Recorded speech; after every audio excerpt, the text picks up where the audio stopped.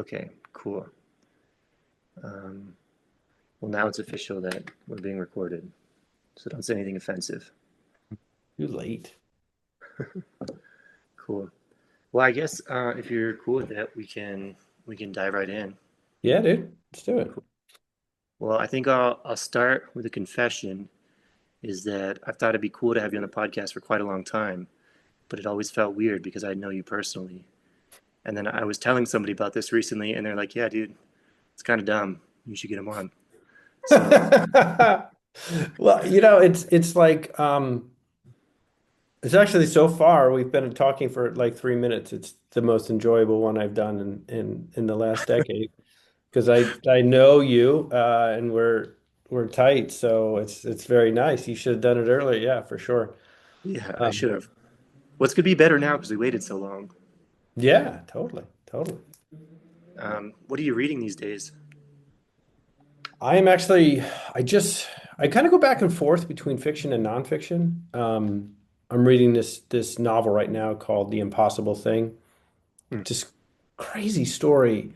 I really love like Irish writers. They're just so freaking good.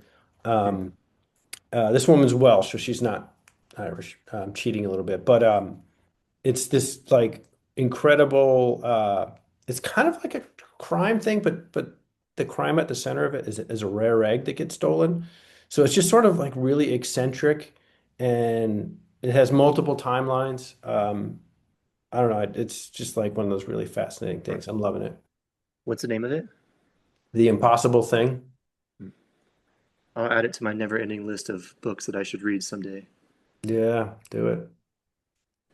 Do Um, it.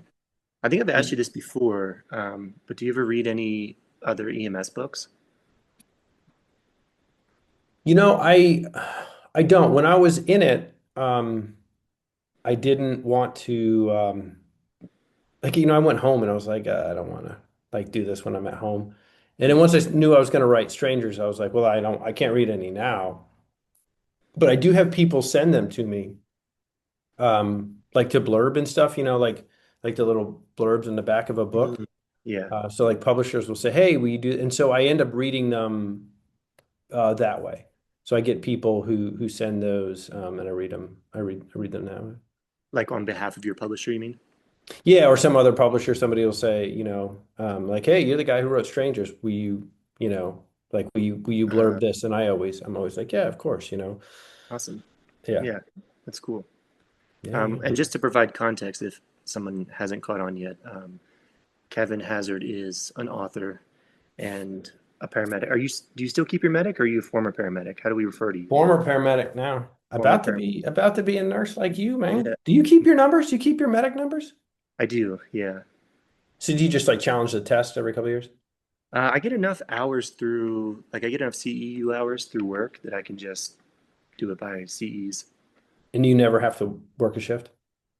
I mean, I don't have to work that much, but I do have to work shifts.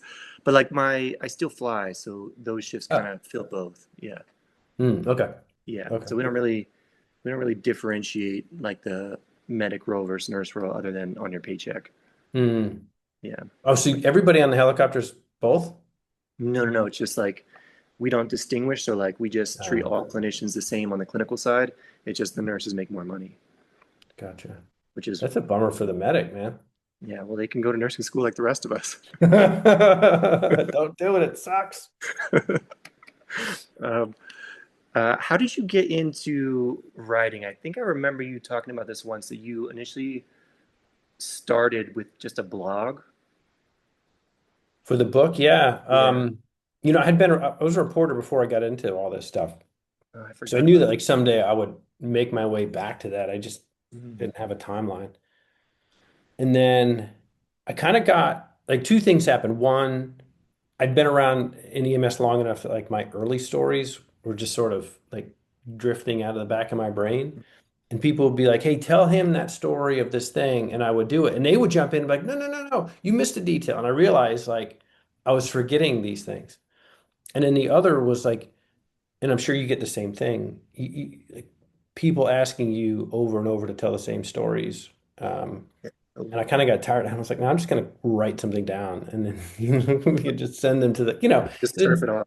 yeah. I mean, how many times can you sit in a bar and like tell the same funny or not story before you're tired of that story yourself? And that was how it started. But I just started writing the blog, and it was fun to tell these crazy stories. And then And I'm was the blog just about EMS stuff, or was it just something you did in general? it was just EMS stuff. It was like, okay, here's some crazy stories. And then, or like what the experience is, what does it actually feel like to do all these things? And then after I've been doing that for a little while, I'd written maybe six or something. I get this email from a friend I hadn't talked to in a while. And he was like, hey, dude, been a while. Came across this. Seems like your sense of humor, thought you'd enjoy it. And it was this email that had been forwarded. And the crazy thing was, like, the email signatures were all over the world. And at the bottom of the email was my blog post. Huh. And I was like, oh shit, like there's an audience for this. Like, people, besides just my friends who want to hear the stupid things that I've done. And that list is the list of dumb things I've done is long. Um, but I was like, oh. So people are either going to be entertained by this or whatever.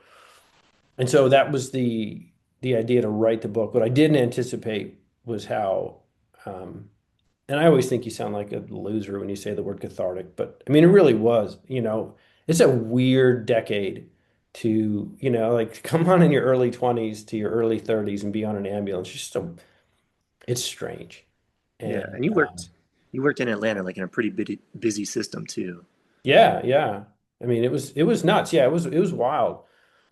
So then, you know, coming out of that, it was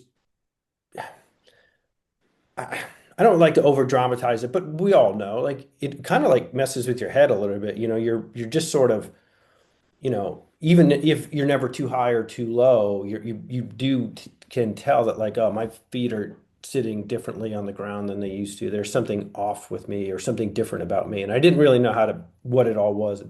Writing the book helped me to kind of figure out where that journey had taken me, on a mental level, on, personal level, all these other things. So For sure. um, the book was really cool in that regard. Yeah, yeah. If anyone hasn't read it, they should definitely check it out. I actually got my daughter's reading it right now. Oh yeah, Um, and there's an updated chapter. oh So yeah, she's reading an old copy, and I said, when you're done, let me know. I'll give you the updated chapter so you can. yeah. It's an excellent marketing scheme. So now I have to buy another book. You do have to buy another book. Well, so people are asking me, like, I go to these events, and people will say, so what's it like now? And I can't answer that question. I worked when I worked, but I did want to know myself. And Mm. so I went back and I did a ride along with Grady. That's awesome. Yeah, I did an overnight shift, which is insane. And what was really crazy was the medic that I was with was there because he had read Strangers and moved to Atlanta to work at Grady specifically. What Yeah, did dude, it he? was nuts. Um, And did you randomly get assigned to him, or was that like planned by someone on the back end? yeah, somebody was like, "This is the guy you need to ride with," because everybody knew why he was at Grady. That's And there are a awesome. few people there like that. But yeah, it was. I mean, and of course, crazy night. Like, it Yeah, was going to go one of two ways. We were going to do nothing, or like the doors were going to fall off, and we just, it was like two traumatic arrests, stabbing, cardiac arrest. Like it was like nonstop all night. It was fun. It was really a good time. yeah. And how long had it been since you were there, since you hung up your hat? I left in 2013. I did that ride along in 2024. So it's been 11 years, man. Yeah, that's a long time. Yeah, and all of COVID, that was really the crazy thing, was being able, and that was kind of what I wanted to know, was how had COVID affected it? And, the sort of not surprising, but, heartbreaking part of it was all the people I knew pretty much were gone. There was like two left, that Mm. had like wiped the decks Yeah, clean. So you think of all that history that's been lost, the connection to the past that was part of what made that place so special. yeah, It's been severed. yeah. I imagine it's like that in a lot of places now. Oh yeah. But yeah, I'm similarly. I haven't like worked a shift on a 911 truck in, yeah, since like 2013, I think. So it's been about Yeah. the same amount of time. Like I still like have some exposure to it through like the flight stuff, Hmm. but it's different. It's not the same. It's not the same as like being on a truck all night long and just like running around town. Hmm. I Yeah. think about that. At one point we parked on some side street. It's like 2 a.m., under like a street light, this orange light coming down. You can hear like people yelling somewhere in the distance, windows rolled down, our feet like up on a dash. And it was just kind of one of those moments where it was like time compressed, Yeah, and it was 2007 again. And I was 24 and just kind of like, it was the weirdest feeling. I mean, in a lot of ways, so many things come right back to you the minute you have that opportunity. yeah, Um, but that was just the most surreal thing to be sitting there and be like, holy shit, like I've probably been in this very ambulance. I know I've been on this very street. yeah. Um, yeah. Do you miss it? No, I mean, look, do you miss like sitting in an ambulance in the rain, staring at the windshield, parked behind some grocery store with like rats running in and out of the dumpster? Like, I don't miss spending 7 hours doing that for sure. Or like running up and down stairs to get like enormous people who've gone to the third floor for no good reason. Or like fighting with nurses because we shouldn't have brought another patient to their hospital, which is on diversion, or all Yeah. those fun things. But like, like, tell me you don't miss this. Tell me that if somebody said to you, hey, this Friday night is going to be 72, clear sky, your favorite partner and you, we're going to give you the night shift and you guys go and just go crazy in the city. Like, I would do that in a heartbeat. That's the part I miss. But that's like 3% of the job. Yeah, totally. Yeah, I think about that sometimes that it would be cool to go back to working on a truck in a city again someday. I also think it'd be different now that like I'm a little more grown up and like not Mhm. as dependent on like a terribly paying job to like make ends meet. Like I think it'd be fun to go back and do it now when there's no financial stress involved. Which is like kind of like one of the reasons why I left, and I think a lot of people leave is because you don't like make that good of money. Yeah. Um, No, I mean, it's a cul-de-sac, unfortunately. yeah, totally. Yeah. I don't know, man. I don't know. Like I said, there are aspects of it. I mean, although I missed something enough to go to nursing school, and I wasn't sure what it was. In 2018, I was researching what eventually became Sirens. Hmm. But at that time, it was just a magazine article. I mean, so like I've been paid by a big magazine to travel across the country. I am at the archives at Harvard University researching this famous doctor for this incredible story. I have a phone call later that afternoon about an adaptation I'm doing of one of my books for this TV show. Like in theory, that should have been like everything should have been perfect. And I'm reading about this doctor working for AMREF, the flying doctors in Africa, and her doing all this relief work.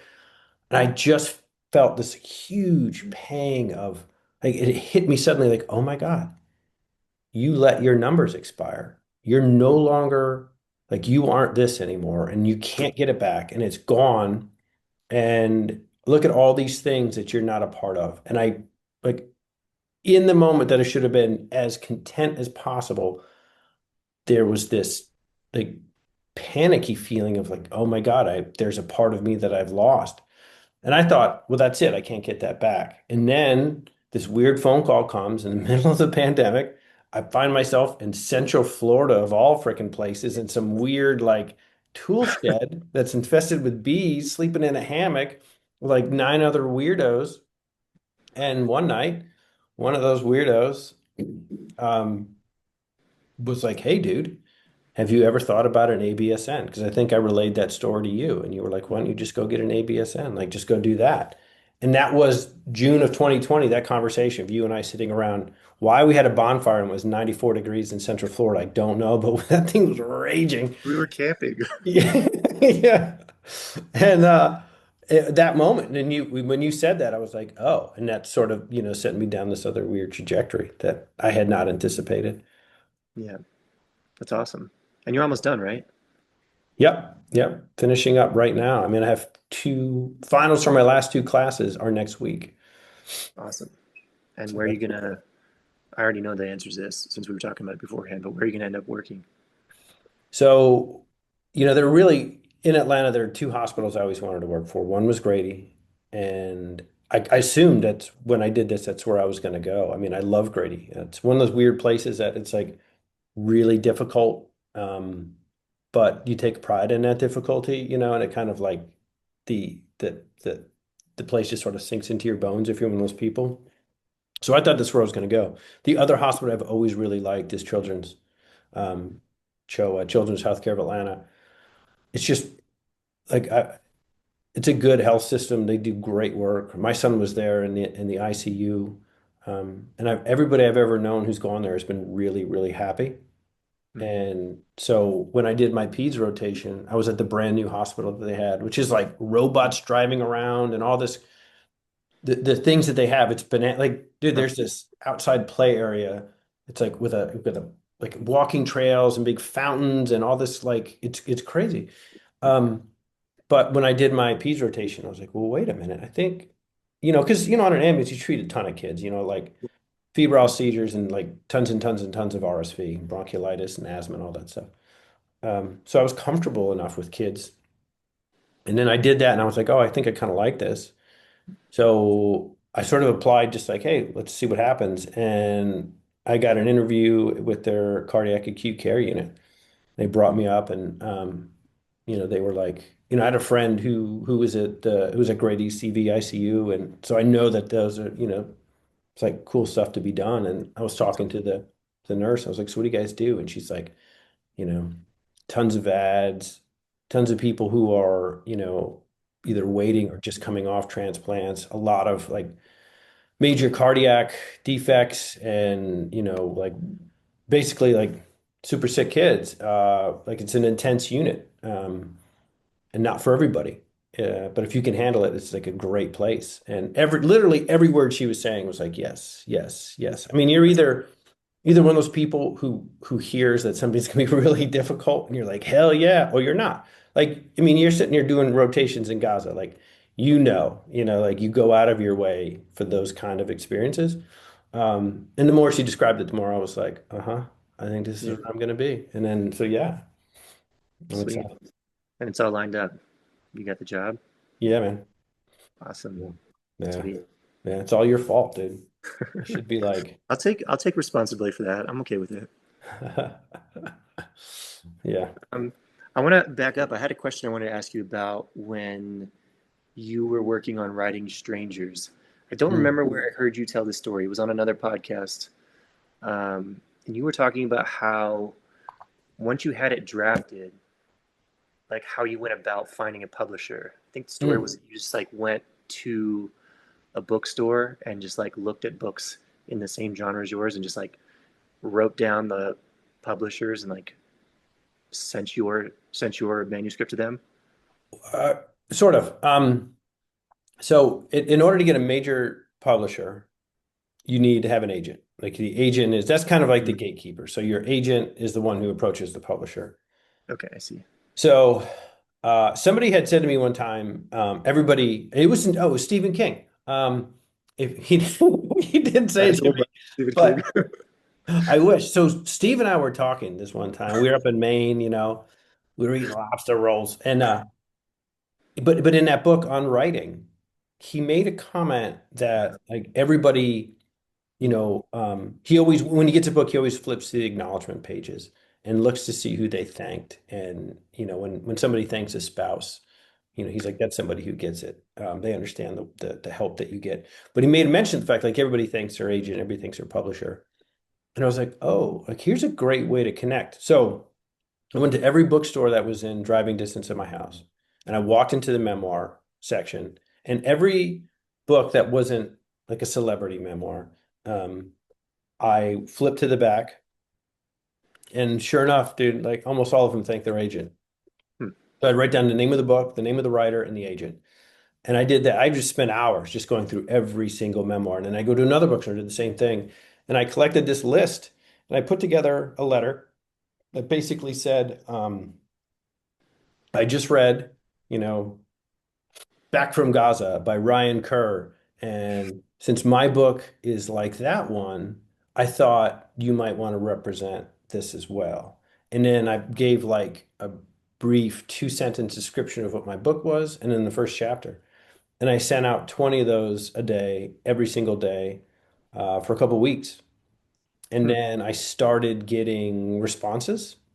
And then I got my agent through that process. But that came after like, all sorts of try and fail things to figure out how to like break through. And then ultimately it was just like volume, just like Huh. That's refusal interesting. to, yeah.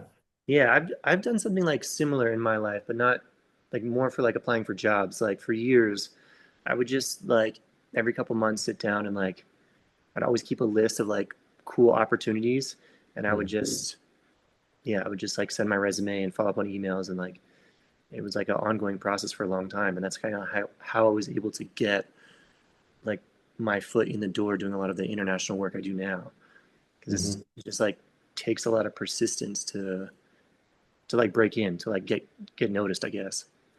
Um, Yeah. I mean, I think that's there's that a really long quote about persistence. And I've got like a big poster of it and I hung it up outside my kid's room. but you don't Um, have it memorized. I've got it memorized, but it's too long. But the idea is like, like genius doesn't get you there. There's like tons of unrewarded genius and all these other, there are plenty like talent doesn't do it. There's the world's full of talented derelicts. Um, the only thing that, is going to solve Mm. the human problem is persistence. And I mean, I just believe that. Like you were trying to do something that a lot of people in theory would like to do, Mhm. and a lot of qualified people already do. And so like and you were trying to reach people who are busy, and like by nature of what you were trying to do, like they were probably in other places Yeah, at any given moment. So like getting through is gonna be difficult. But you got to just like keep banging on the door. And people reach out to me all the time and they'll say like, "Oh, I'm frustrated." And I'm like, "Yes, you should be frustrated. Like be frustrated. Like let it piss you off." I mean, I used to just walk into bookstores. This sounds so stupid, but I used to walk into bookstores and I would just look at like there's 10,000. You go into Barnes and Noble, there's like 100,000 books in there, right? And I'd be like, "Are you trying to tell me that all 100,000 of these motherfuckers are just better than me? Like that's what you're trying to tell me? Like no way. Maybe like 90,000 of them, but not all. There's at least 10,000 here that I can outrun." yeah, And that was, like that was my philosophy. It was like I can't be worse than everybody. So I just haven't gotten the opportunity. So let me just keep shooting, Like if you're not a sniper, be a volume shooter, I guess. yeah, yeah. Totally, that makes sense. Yeah. Uh, Another question I've been thinking about is how did you come across the siren story? Because we Mm. talked about this like in the past. Because like I went to school, I did paramedic school in Pittsburgh, and like about, I never knew the story. Like I didn't know that was a thing, which is kind of crazy to me in hindsight. So I was curious, like yeah, like how you got a lead on that story. I got an email August of 2018 from somebody who said, it was like, "Hey, Red Strangers, have you ever heard of this other story?" And it, referenced Freedom House. And I was like, "I don't know what that is." So I Google it and I see, and at that time, they were like, I don't know, man, they were a handful of, I think University of Pittsburgh's magazine had done something short on it, like a 500 word piece. And there were little bits and pieces of things here and there. I kept thinking as I was researching it, once I got an idea of what it was, that it was like this paramedic programs preceded Los Angeles and Miami and Seattle, and that they were all black guys, and that there had been, I couldn't tell exactly what, but there was clearly some issues with the city. I thought, well, I know there's a story here, so and so I just kept, um, and all those little stories that popped up there'd be a name, like John Moon or Mitch Brown or George McCary. And so I just started writing down Walt Brown. I just started writing down every name I came across. And then I was trying to find these people. Um, And luckily, they were a bunch of them were around. They were able to answer the phone. But that's how it started, was realizing that there was this thing. And I didn't know exactly what it was at first. I just had, it's like one of those things like you're feeling in the dark and you touch something and you're like, all right, there's some heft to whatever it is here in front of me. And that was kind of what it was. I was like, all right, so I don't know what this is yet, but I know it's good. And then I started talking to people, and their stories were fascinating. And I was like, oh, dude, this is real. Like there's a real thing here. And so I just kept at it and kept at it and kept at it. And, you know, the story just sort of like Yeah. unfolded little by little, but that was how it started. Is that something you're like always on the look for? Like, are you always like keeping your ear to the ground, like looking for stories, or did that one kind of did it just like fall into your lap? Like, how does? Because I know you have a background in journalism, so I was curious if that's just something like you've cultivated with time, like looking for that kind of stuff, or if it's just Yeah. I mean, there's, I kind of do it one of two ways. Either I just sort of listen to people. Like I get, people like, oh, you should write a story about this. You should write a story about that. You have to have some sense of like what is or is not a story, or what just feels like ground you've already walked on. mm, Um, but sometimes somebody will say something to you and you're like, oh, other times, like that one, somebody mentioned something and I just started digging and kind of immediately realized that like, oh, nobody has really dug into this. Like I'm here by myself. Let me attack it. Sometimes somebody will say, like the book that I have coming out next month, I knew some of the people involved in that story. So I knew it was always in the back of my head. I was like, okay, I know these guys did this crazy thing. mm, And I'll bet if I really dug into it that there's a cool story in there. So I just kind of let it simmer until I was ready. And then I sort of approached them and was like, hey, would you be willing, and I sort of did my best to say, to give them like the 10-second, like, this is all the cool shit that I'll be able to do if you open the doors. Um, and as luck would have it, they had the same idea. They were like, hey, maybe I wonder if you'd be willing to write this story. So as soon as they started pitching it, they were like, hell yes. Like, so it was good. And then there's another story that I'm having a hard time. It is an insane story, but it's it's a difficult, for whatever reason, it's a difficult sell. But the way I found that was I was like, what's a place and a time that I'm interested in? And I found a place and a time, and I went to, like, I just started pulling up, like, just going through newspapers from that era. And mm, then I was like, there's bound to be a pattern here. There's like something that happened at this place and this time, I guarantee it. And sure enough, like you find things. There's that, what's that story? There's some dude um who had he made, I don't know if, the way I sort of remember it is like he made a bet with his friends and he was like, I'll bet you that any day, any month, any year, if you just drew it out of a hat, something fascinating, truly, mm, truly fascinating happened on that day. And so he had one friend pick a day and one friend pick a month, one friend pick a year. And right, that was his book. And so he wrote, and it was like sometime in the 80s. So let's just say it's like March 17th, 1983 is the thing. And then he writes this book, and it turns out like crazy, crazy, earth-shattering things happen there. right, So you could go to literally any place and any time, and you're going to find cool stuff. Also, like people, I mean, like there are people right now in New Mexico, like if they took the time to turn around and have a conversation with you, they'd walk away and be like, dude, I was just talking to this skinny nurse over here, and you wouldn't believe like what he told me. Um, it like people are fascinating. So like, yeah, yeah, I do it all kinds of ways. huh, that's cool. And Yeah. then the new book that's coming out, it's coming out like in a couple weeks, right? Yeah, March 3rd. What's it all about? So Don't spoil the ending though. We want people to read it. I'll give you the opening. So July of 2014, this guy by the name of Dent Thompson is on vacation. He's sitting on his back deck. He's got like a beer and a magazine. He's chilling out. And he's got this mountain house. Look from his where he sits on his deck, he's got this like 100-mile view of the Tennessee Divide. Sort of like nice afternoon. It's about 3 o'clock. He's just starting to relax, and his cell phone rings. And he looks down, and it's DC area code. So he answers, and the guy on the other end of the line is from the State Department's Division of Operational Medicine. And he says, some Americans, we don't yet know how many, are dying of Ebola in West Africa. We're not exactly sure where. We have tried everywhere else. There's not a government, a military, or an organization that can or will get them out. You are their last chance for survival. I'll give you 5 minutes to decide if you're willing to transport them. Click. And so the book is who the fuck is Dent Thompson?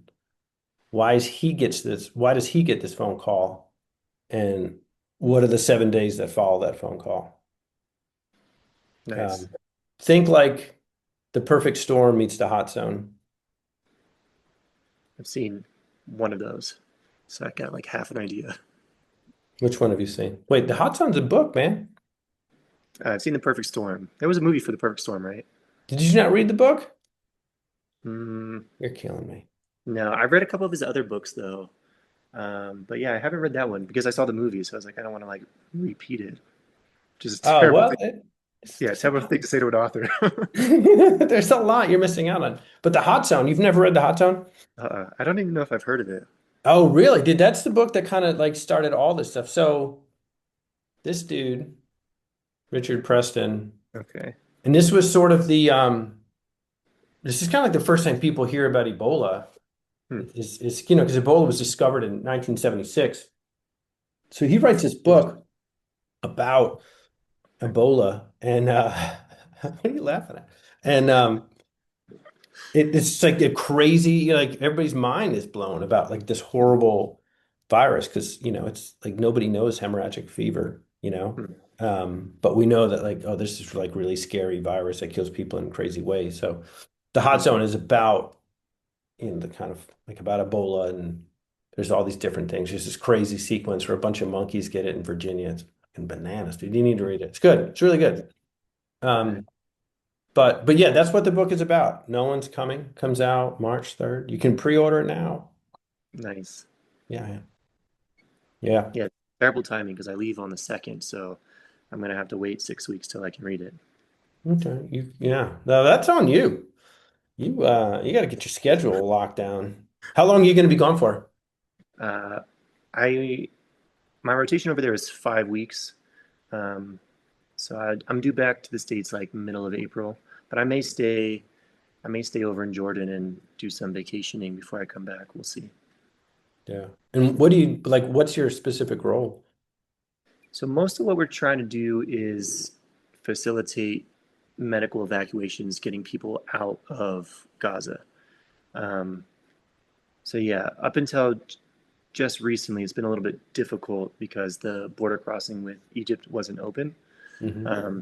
But it just opened the day or two after I left this last time. So now the team back there is doing like almost daily medevacs, getting people out. And then when we have downtime, we also help out working in an emergency room at a field hospital for the Palestinian Red Crescent. Okay. So, What's the patient population? I mean, right now, the patients that we're medevacing, most of them are kids, um, and a lot of them have like congenital conditions or are cancer patients. So they need Mm. like, yeah, they need like prolonged care that's not available in Gaza at the moment. And then in the hospital where we're working, it's mostly medical cases nowadays.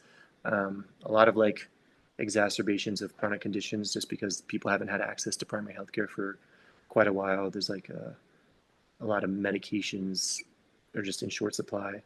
Uh, Hmm. so yeah, Crazy. yeah, Nice, man. yeah. Um, but we didn't come on this call to talk about me. We were going to talk about you. I don't know. What is next? You mentioned this one story that you're trying to pin down. Do you have any other future plans for other books you want to write or other things you want to look into? Yeah. there's uh there's always like a handful of things. I know this guy who's a transplant surgeon, and I I love the idea of both telling both ends of that story. Mhm. Um, you know what I mean? Like it's so like think about that for a moment. You know, it's like on the one end of the spectrum, such a tragedy.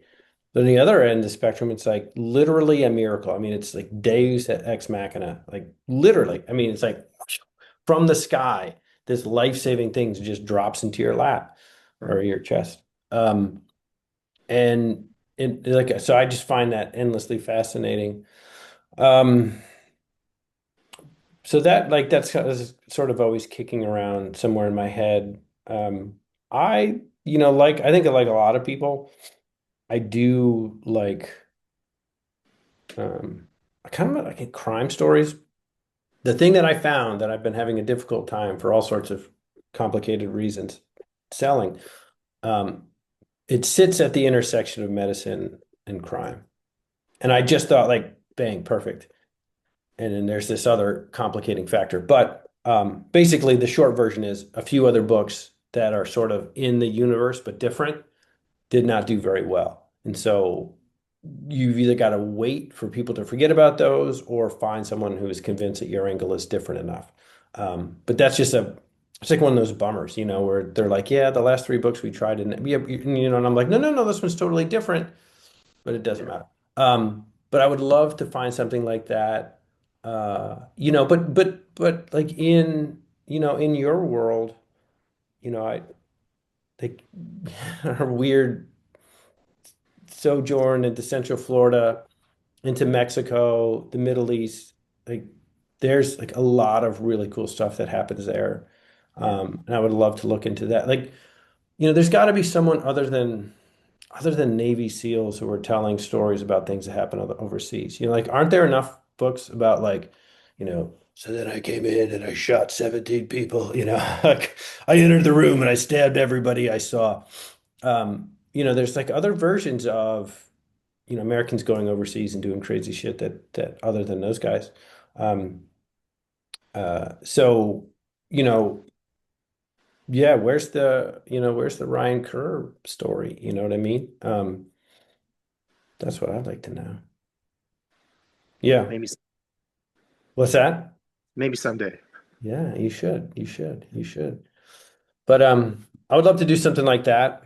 Find another. I do, weirdly enough, I don't know why. I really love writing about like crazy stuff that exists in the world of medicine. I mean, like this book that's coming out right now, I mean, it's Ebola. It's, this crazy international rescue. Planes are involved, pilots, engineers, the government's sort of involved. Like Barack Obama is a character in this book. Um, there's like elements of the government that are trying to stop it from happening. So it's like all kinds of crazy stuff that makes it really fun. But, you know, in various parts of it, the medicine touches down. And I don't know why I like it so much, but that there's something about that that just, there's an excitement, probably the way that some people like are super into writing about war. Mhm. Um, the sort of human in extremis that I like to look at is the medicine side. And do you just write when you have like a lead on publishing a book, or you just write in general? Well, right now, I always have some project that's underway. It used to be I would just write any old time. I don't quite have that luxury anymore. Now I have the other luxury, which is that people are paying me to do it, which is like Yeah. that is not, that's not nothing.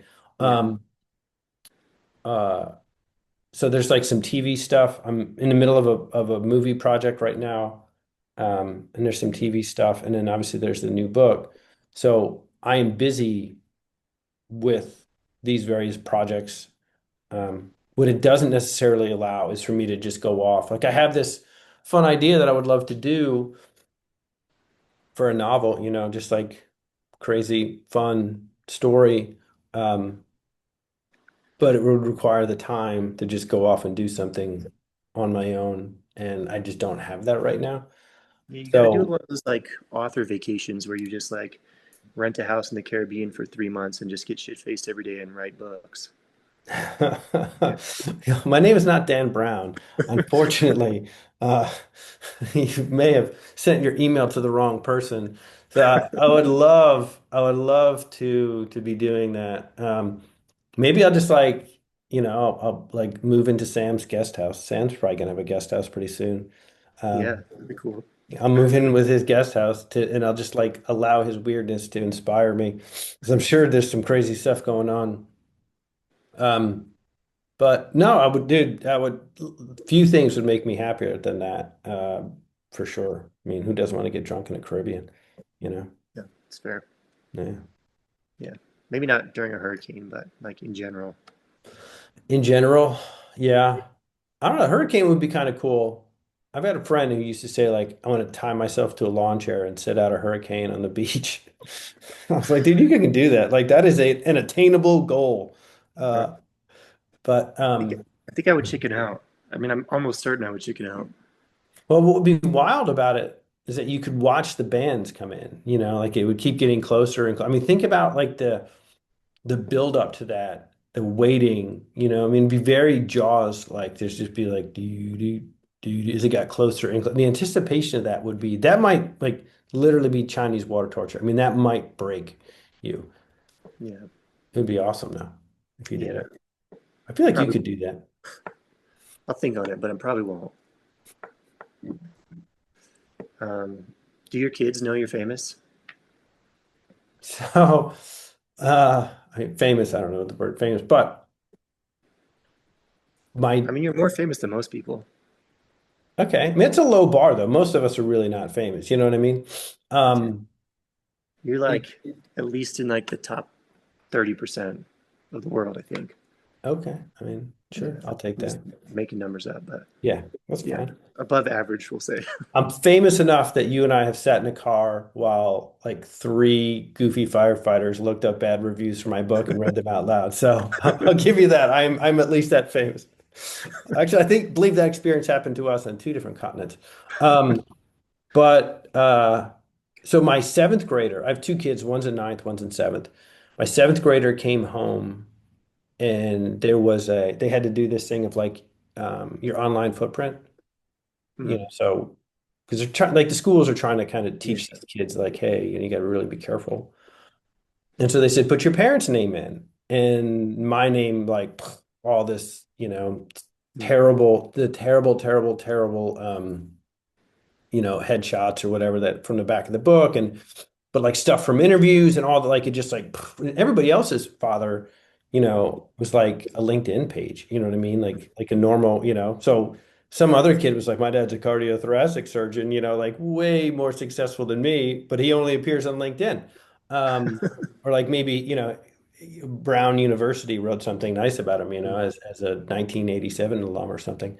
Um, but then, of course, it was like all this stuff popped up, which she thought was really cool. They're aware of the books. They've heard, like my wife has played a couple podcasts that I've been on for them. mm, Um, and they've been to book signings and stuff, which I think they find sort of like entertaining, novel, um, and like just really bizarre. Uh, but but yeah, they're aware that there's this thing that I mm. do and that it gets attention, um, which is cool. I'm glad that they have this kind of weird experience. But yeah, it is strange when they say things like that. Yeah. Yeah. I can imagine that would be a like an interesting dynamic as a parent. Yeah, I mean, like my I got I went and spoke at Georgia Tech, and somebody like me, my wife was like, "Now, why Georgia Tech?" And I was like, "Oh, well." Like somebody read the book and it inspired them to do this thing, and then they told somebody else. And my daughter was like, "Well, I want to write a book that inspires somebody to do that." Mm. So like that's cool, but like there's a voice inside my head that's like, "Dude, do you know how fucking hard it is like to get started on this?" And like, are you sure that's really what you want to do? Like, you don't want to just be a dentist and work 4 days a week and like have an awesome beach house. Like, are you really sure this is the life you want? But you can't, you can't say that to a kid. So I was like, yeah, no, you totally can. Just got to put in the work. But of course, in my mind, I'm like, are you kidding me? Be a dermatologist, like easiest job on earth and make all the money, which whatever. I mean, that's not what I would have done. So it's not real advice, but I don't know. It's weird. It's a weird thing as a parent because all the things that you do, like you would not encourage your kids to do the stuff that you do. Like things that you don't, Definitely. yeah, the things that you don't believe are risks. I guarantee your parents are like, Ryan's going to Gaza. Like, oh my God, he's going to Gaza. I mean, my kids get on bird scooters and I'm like, what if they fall? Like they're gonna, and like things like, why would you even think that? You wouldn't, but it's weird with your kids. Like you really freak out. I don't recommend it. Don't do it. Stay not kid. How much how much time do you have to put into like doing non-writing things for the books? Like doing interviews and going to book signings and like doing like the tour thing. Do you have to do much of that or is that something that you're allowed to do like when it suits you? No, I mean, you know, if you're competing with TikTok, like you got to hustle. You know what I mean? And let's be honest, like everybody, I mean, there's a reason that Words like, of wisdom from Kevin Hazzard. yeah, man. They make a movie right now that's got like every famous person in the planet on it, and nobody goes to see it. Like walk into a movie theater with a Brad Pitt movie right now. You're gonna be the only person there. Everybody's at home looking at their phones. Like we live in a very weird time. So you got to really hustle to get people's attention. And I've been lucky, really like insanely lucky that strangers and sirens for different reasons struck a chord with people. And I have been asked to go on podcasts and I don't know, I think I've been to all over the country, particularly with sirens. The medical community like embraced that in a way that I did not anticipate.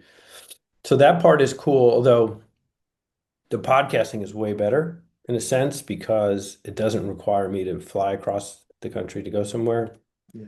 However, each of those things, you sell however many books. And if it's a big audience, you sell a lot of books, and that's, like a really cool thing. I have a huge audience. You a giant audience, yeah. Um, but I don't know. Like there's like legwork, man. Yeah. Like you and I know each other, so you can just WhatsApp me and be like, "Hey, do you want to come on?" Yeah, that's it's been too long since we talked. Let's do it.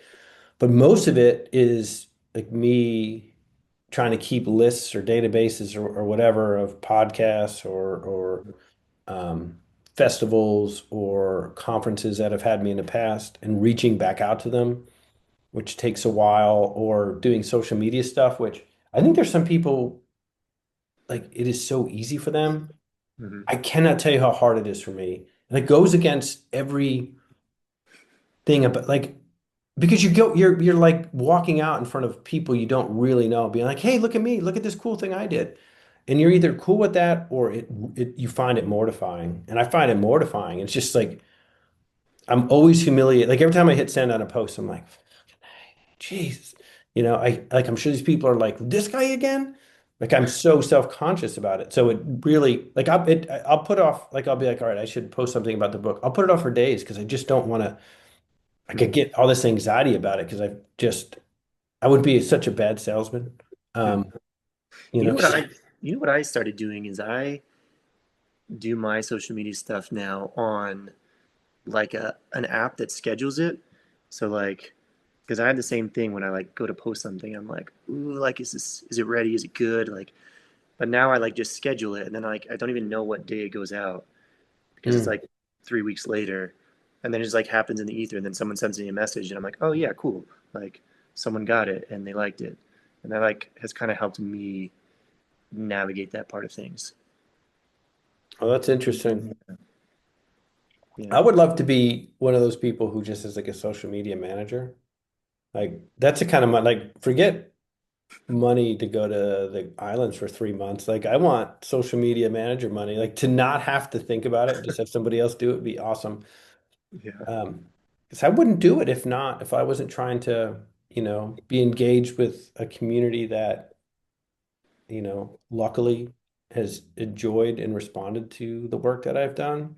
Um, that's why, like, that's the reason that I do it. Like people have read my books and they've been nice enough to reach out and be like, "Hey, man, this meant this to me." So like I owe those people, to continue to do stuff. But then also you're trying to serve like the next book. So yeah, I would I would love not to have to do it.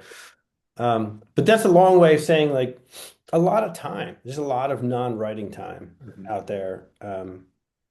I mean, and you're like you do others. Like I'm sure you probably have like it's kind of basically comes down to clerical. Like I'm sure you have all kinds of weird things because you Yeah. do travel nursing and you've got your home thing and you've got your overseas work. Like there's got to be a lot of Yeah. stuff that you have to mess around with. Yeah. I could use a personal assistant if anyone's interested. Dude, yes, yes, yes. We need Tucker, man. Like let's hire that dude. Yeah. I am working for a GRM person now. I don't know if you ever met Mark McDonald. I think we He, communicated. yeah, he like took over my spot on the Matamoros project after I left, but he now is the executive director for a small nonprofit free clinic here in Santa Fe. And I work for him part time as a NP now, and they're trying to get Tucker to come out to New Mexico and work there. So it may come full circle. That'd And be if awesome. so, you'll have to come do a book signing at the clinic. Dude, I'd be all about that. I'd be all about that. I'd be about that anyway. I've only driven through New Mexico. I've not had the privilege. So Yeah, you should come out. It's beautiful. that's what I hear. Yeah. You might get stuck though. That's what they say. Our state motto is the land of enchantment, but everyone calls it the land of entrapment. No, 'Cause what you, is that? yeah, because you get stuck and never leave. Do you like it? No, I just got stuck here. I fucking hate it. But I'm just kidding. I like it a lot. It's cool. It's a great spot for like outdoor stuff because there's like really cool mountains and not a lot of people, which is perfect. Mm. It's the best combo. Yeah. That's why I kind of like the Nevada side of Lake Tahoe. Yeah. Like, because there's just not a lot of people out there. It doesn't have that same craziness. I was in Reno a couple years ago. It's a weird place, but the edge of town, when you get away from all the casinos, Hmm. there's this river that runs through, and they've got crazy access. Like there are steps everywhere. You can walk just straight into the river, runs through the city. They rent duckies. You can just like hop on one and tube the city. Restaurants, and of course the mountains are right there. Now it's Reno, so it's like got that going on. But there's like, I know you're the same way. Like I love the desert. Like it either speaks to you or it doesn't. Like that Hmm. austerity is either something you love or you're like, ooh, I don't want any part of it. When I'm in those kind of environments, I just feel myself open up in a way that I'm not in a lot of other places. Hmm. Um, so yeah, I feel Yeah. like New Mexico. My wife's like not sure, but I've been pushing for New Mexico. Yeah. We can at least bring her out here to visit. I know. Yeah, you I don't know. have to move, but you can come check it out. Yeah. Need to. Need to. Where are you? What like I have a place in Albuquerque, yeah. but this month in between rotations, I'm staying up in Santa Fe. Oh, Yeah. So, that's cool. Is it cool? Like I feel like I've heard crazy things about it. what have you heard? I don't know that it's like a lot of like 56-year-old divorcees trying their hand at pottery. I mean, I think there's an element of that Okay. in yeah, like in northern New Mexico. Okay. Um, yeah. All right.